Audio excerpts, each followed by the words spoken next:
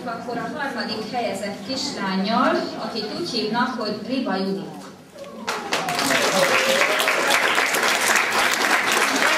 Német felsőbb verseny harmadik helyezettje Riba Judit. Második helyezettje Varga Vivien.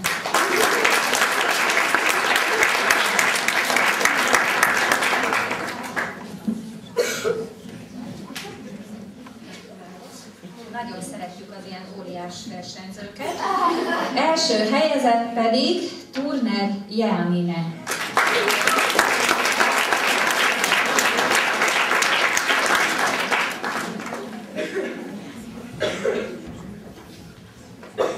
Melyik iskolából jöttél? Szabadhegyi Közoktatási Központból. Te is, és ő pedig akkor szépen ideáltok, és akkor mondjuk a versenyt. Jutta, Richter, Weihnachten. Was würdest du machen, wenn Weihnachten wäre und kein Engel würde singen? Es gäbe auch keine Geschenke mehr, kein Süßer, die Glocken nie klingen. Im Fernseher hätte der Nachrichtensprecher Weihnachten glatt vergessen und niemand auf der ganzen Welt würde Nürnberger Lebkuchen essen. Die Nacht wäre kalt, dicke Schneeflocken fielen, als hätte sie der Himmel verloren. Und irgendwo im Afghanistan würde ein Kind geboren, in einem Stall. Stell es dir vor, die Eltern haben kein Haus. Was glaubst du, wie ginge wohl dieses Mal eine solche Geschichte aus?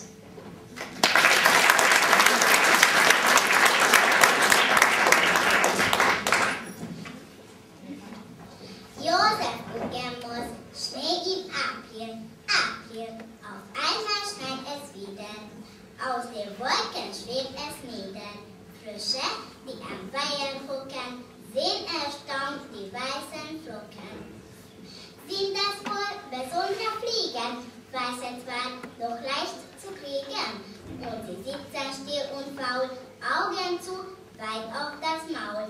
Doch was reinfliegt, 1, 2, 3, wird zu Wasser, Zauberei.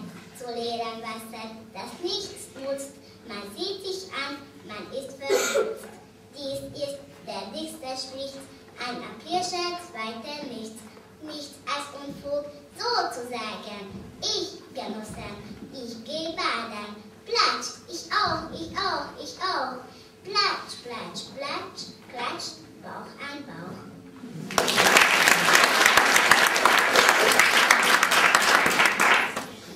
Anna und das blöde Geld. Letzten Sonntag kamen Großmutter und Großvater zu Besuch.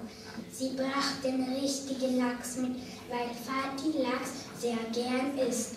Sie brachten Assenpflanzen mit, weil Mutti gern Blumen pflanzt.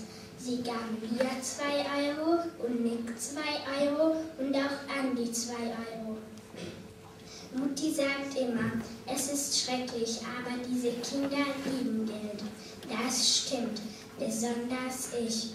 Vati sagte, ich müsste das Geld sparen für mein Universitätsstudium.